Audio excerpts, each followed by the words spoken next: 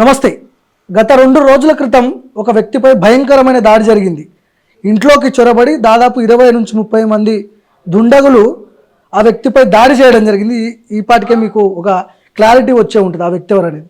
నాతో పాటు గిరీష్ దానమూరి గారు ఉన్నారు. నమస్తే ముందుగా. నమస్తే. దెబ్బలు ఇంకా కోలుకోనట్టున్నారు మీరు ఆ దాడి నుంచి. మానసిక దాడులు పెద్దగా ఉన్నాయన్న. ఇక్కడ ఈ ఏరియా ఉంది, ఈ ఏరియా ఉంటుంది, ఇక్కడ కొంచెం ఉంటుంది, ఈ కన్ను మీద బాగా కమిలింది, ఇది బాగుంటుంది, ఇక్కడ బాగుంటుంది, లోపల ఇంకెక్కువ ఉంటాయి. ఓకే. ఈ ఏరియా ఇక్కడ కూడా ఉంటాయి. అంటే పెంకలతో అట్లా కొట్టిరు కదా, ఫ్యాన్ ఉంటుంది కదా, కిచెన్ల నుంచి తీసుకొని వచ్చి కొట్టడం. ఓకే. ఫిజికల్ కంటే మానసికంగా బాగా ఇబ్బంది పడుతున్నారు. ఇక అది వాళ్ళు కొట్టింది అక్కడ కదా, మానసిక క్షోభ పెడదామనే అనుకున్నారు. వాళ్ళ ఇంటెన్షన్ అట్లనే ఉండే కదా. అంటే వ్యక్తిని టార్గెటే చేసిరు కదా.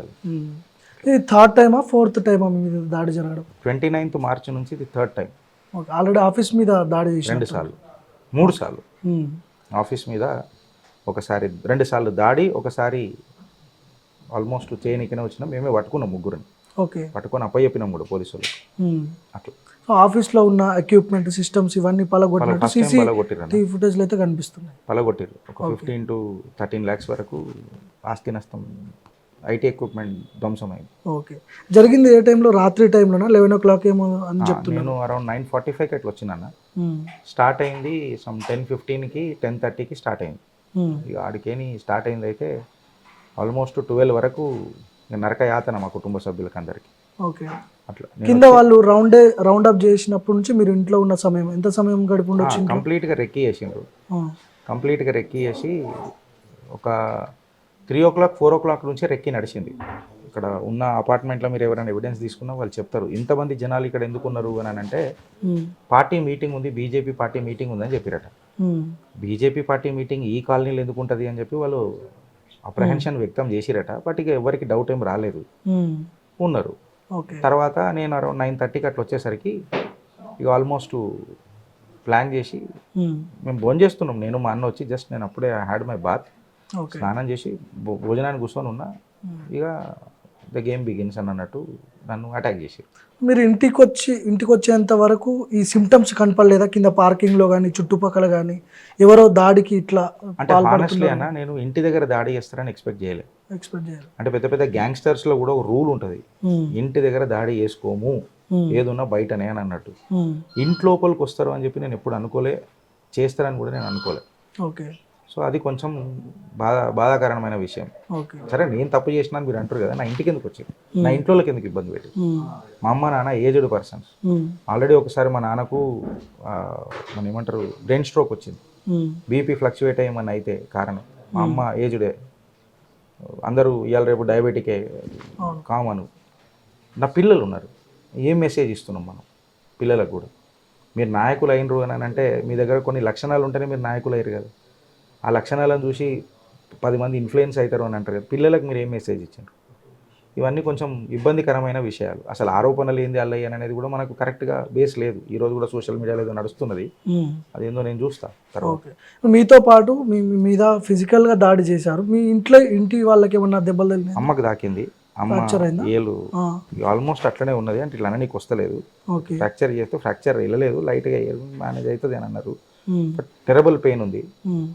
నా వైఫ్కి తన్నిండ్రు, ఈ కాలు కొంచెం నొప్పి ఉంది, నిలబడలేకపోతుంది. కొంచెం నిలబడుతుంది బట్ కొంచెం ఇబ్బందికరంగా ఉంది. ఓకే. కానీ ఎక్స్పెక్ట్ చేసిరా ఇంతమంది, దాదాపు 20 నుంచి 30 మంది పైన వాళ్ళు వచ్చి దాడి చేయడం జరిగింది ఇంట్లోకి చొరబడి? ఇంకెక్కువ ఉన్నారన్న. అంటే ఈడికి వచ్చిందే 30-40 మంది ఉన్నారు ఈ మన ప్రాంగణంలో. ఈ ఇంట్లోనే 20 మంది ఆ రోజు.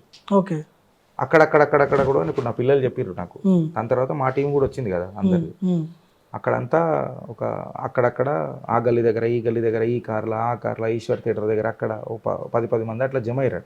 అంటే గిరీష్ తప్పించుకున్నాడు, పట్టుకుందాం అని మొత్తం రౌండ్ అప్ చేసారు.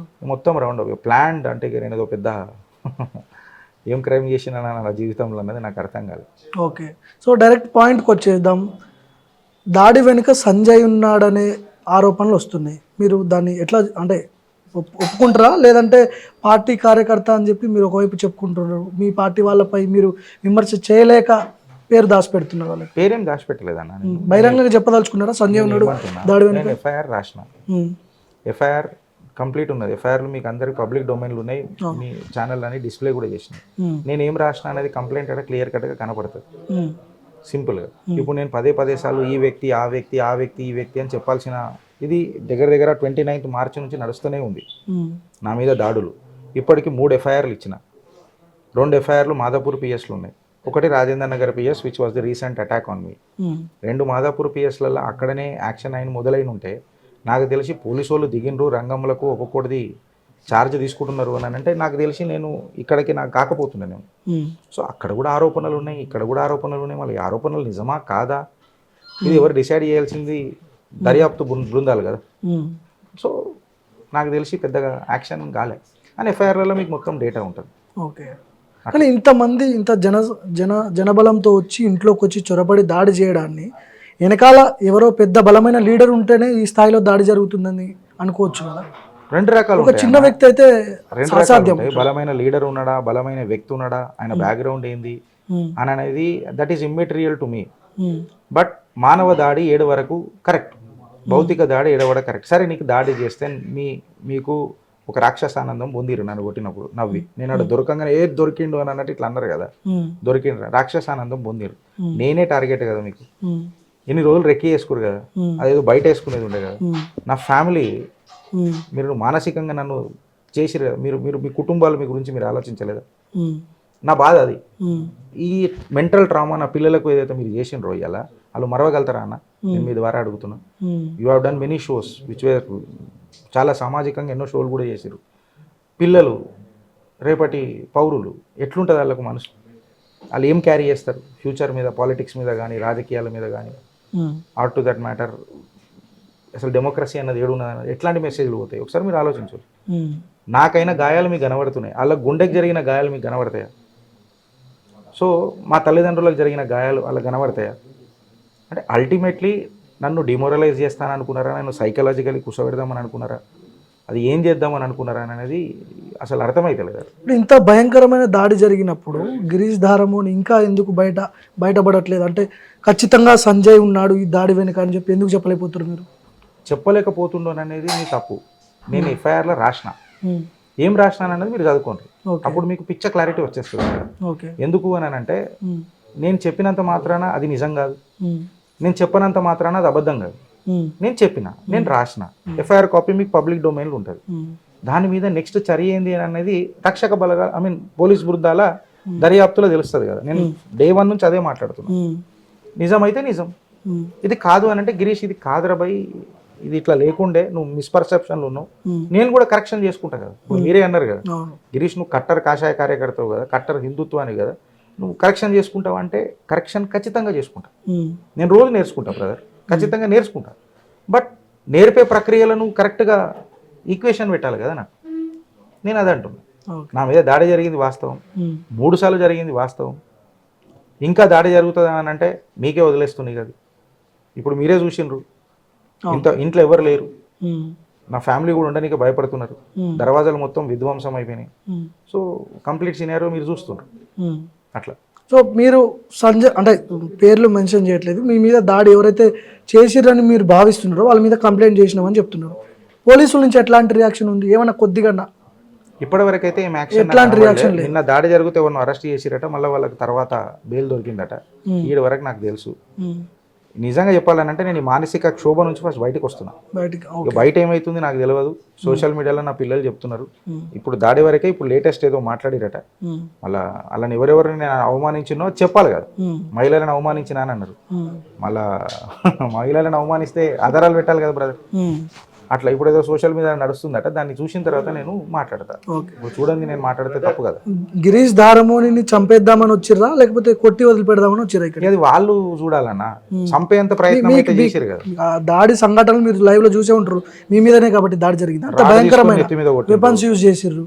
వెపన్స్ అంటే ఇవే, రాడ్తో కొట్టిండ్రు, ఇంట్లో ఉన్న పెంక తీసుకొని కొట్టిండ్రు, తన్నిండ్రు, మెడ మీద దుంకిండ్రు. ఇవన్నీ ఎట్లాంటి దాడులు? ఇవన్నీ మీకు ఎట్లాంటి దాడులు? నా రక్తం కళ్ళ చూడాలని అన్నది ఒక దారి కాదా?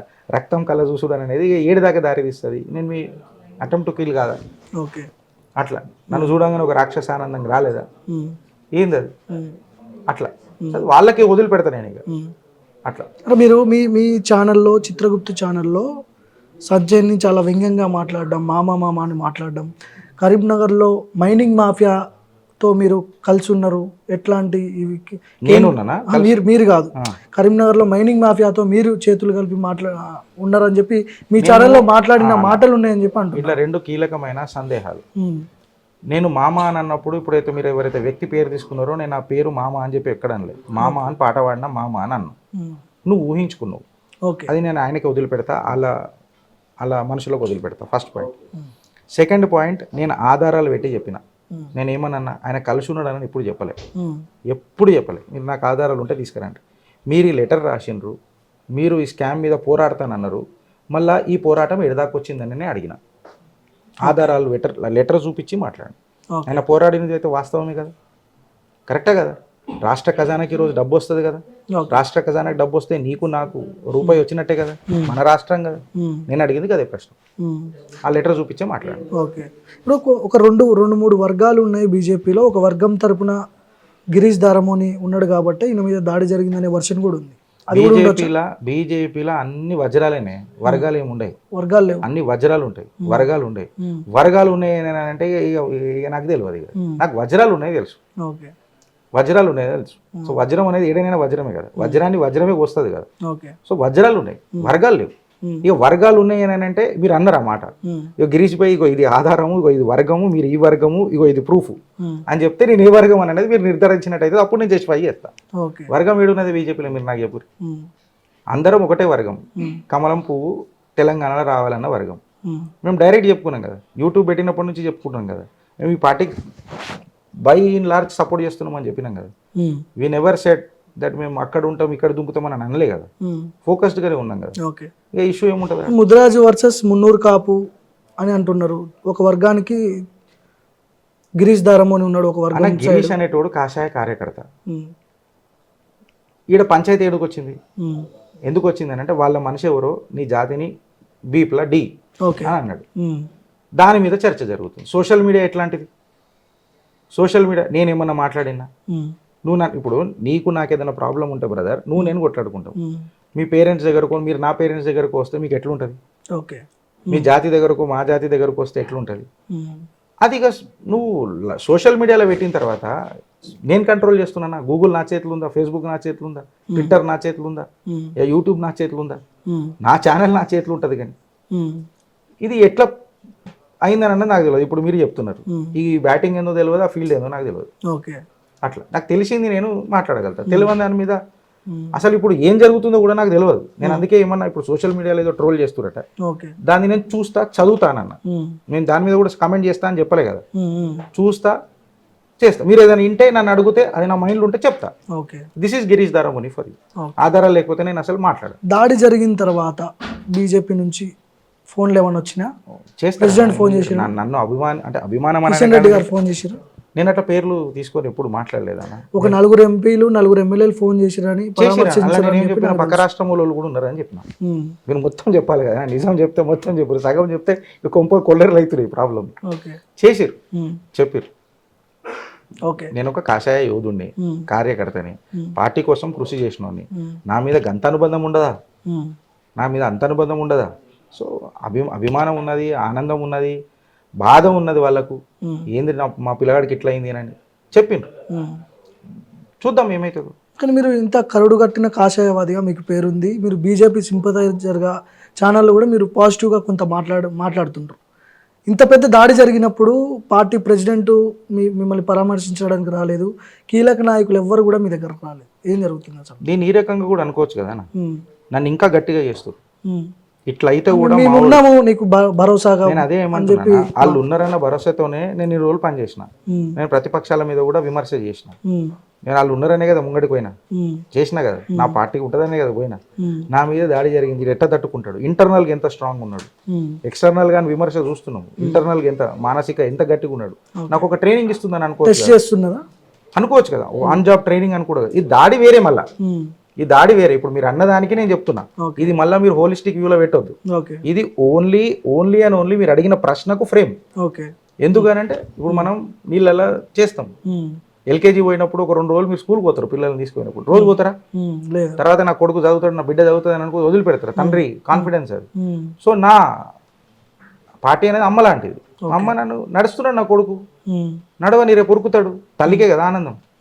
పోరాడుతున్నాడు, పోరాడని చూద్దాం.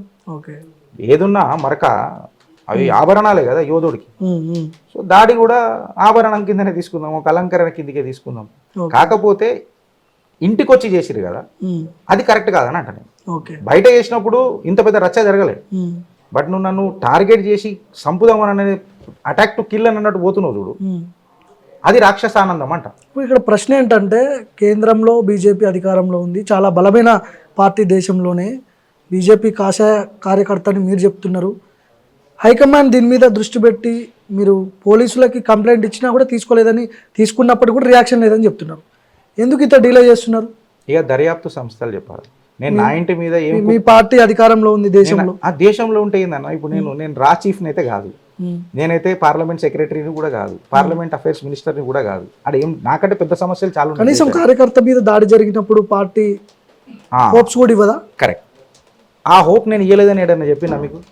నాకు ఫోన్లో వచ్చి నేను మీకు చెప్పిన ఏం మాట్లాడింది అన్నది అది నాకు వాళ్ళకున్న సమస్య సంబంధం. కరెక్ట్ గా అది నేను ఇక్కడ చెప్పాల్సింది. That is my personal issue. నేనేమంటున్నాను అంటే, వాళ్ళు ఏమనుకుంటారు వీళ్ళు ఏమనుకుంటారు అనేది నాకు మద్దతు దొరికింది. నాకు మద్దతు దొరికింది. నాకు హోస్లా పెంచిండ్రు, నా ఆత్మ విశ్వాసాన్ని పెంచిండ్రు. గిరీష్ ఏం కాదు మేము ఉన్నామని చెప్పిండ్రు.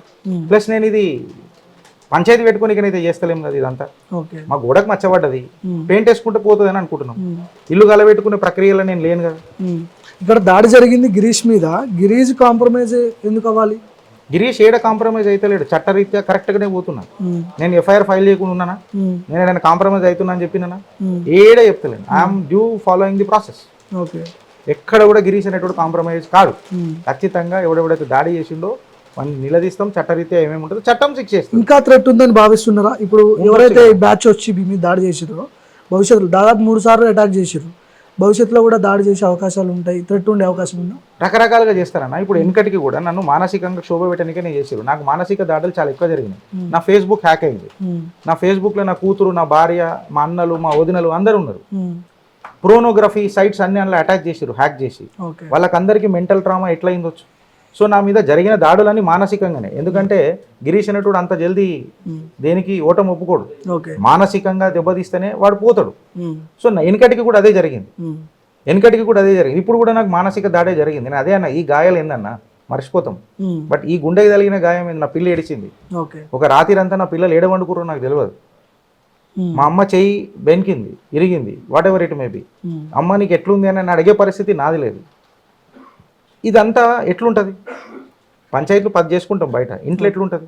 సో ఈడ ఇష్యూ నాకు. చివరిగా చెప్పండి, ఇప్పుడు మీ మీద జరిగిన దాడికి రివెంజ్ ఉంటుందా? గిరీష్ నుంచి ఏమన్నా రివెంజ్ తీర్చుకోవాలనిపించట్లేదా? రివెంజ్ అనే పదం నా జిందగీలో లేదన్న. రాజ్యాంగబద్ధంగానే గిరీష్ ఉంటాడు, ఉండబోతాడు. రివెంజ్ అనేది చాలా పెద్ద మనుషులు ఇన్వాల్వ్ అయ్యారు మీ దాడిలో. మీకు కూడా తెలుసు, బయటపడట్లేదు. బట్ రివెంజ్ లేదు అని చెప్పి అంటారు, కాంప్రమైజ్ అవుతా అంటారు చెప్తున్నారు. మీరు పెద్ద మనుషులు ఇన్వాల్వ్ అయినారు అని అంటున్నారు. నాకు మద్దతు తెలపనికి పెద్ద మనసులు ఇన్వాల్వ్ అయినాయి అని చెప్తున్నాను. సో మనసుల మధ్యలో జరుగుతున్న పోరాటంలో ఎవరు గెలుస్తారన్నది చట్టం డిసైడ్ చేస్తారు. చివరిగా నాకు నమ్మకం ఉంది. ఏం చెప్పదలుచుకుంటారు? మీ మీద జరిగిన దాడికి తెలంగాణ ప్రజలకు కావచ్చు, మీ పార్టీ హైకమాండ్కి కూడా ఏం చెప్పాలనుకుంటారు? నేనైతే హైకమాండ్కి చెప్పే అంత హై పొజిషన్లో నేను లేనన్నా, కార్యకర్తను. ప్రొటెక్షన్ ఇవ్వని అడిగే ఇది కూడా లేదా అన్న? ఇప్పుడు మన దేశ ప్రధాని బాడీగార్డే ఆమెను కాల్చి చంపిండు. ప్రొటెక్షన్ ఏముంటుంది అన్న? మనిషికి కావాల్సింది కామన్ సెన్స్. మీరు నా మీద దాడి చేస్తారా? చేయరు. నేను మీద దాడి చేస్తానా? చెయ్యం. ఎందుకు? Common sense. మనుషులం కదా. ప్రభాస్ అంటాడు కదా, ఏమైతే తిరిగి ప్రేమిస్తాడని అంటారు కదా. సో డిస్కషన్ చేస్తే కథం అవుతుంది కదా. లేదని అంటే నీకు ఏదైనా నాతో ప్రాబ్లం ఉంటే నా మీద కేసు పెట్టు కదా, లెట్ us సాల్వ్ దట్. దీని తప్ప ఇంకేమైనా ఉంటుందా అన్న?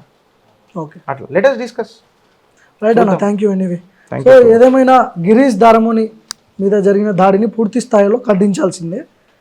చట్టపరంగా పోతా, లీగల్గా పోతా, ఖచ్చితంగా దీని మీద ఎదుర్కొంటా అని చెప్పి గిరీష్ గారు చెప్తున్నారు.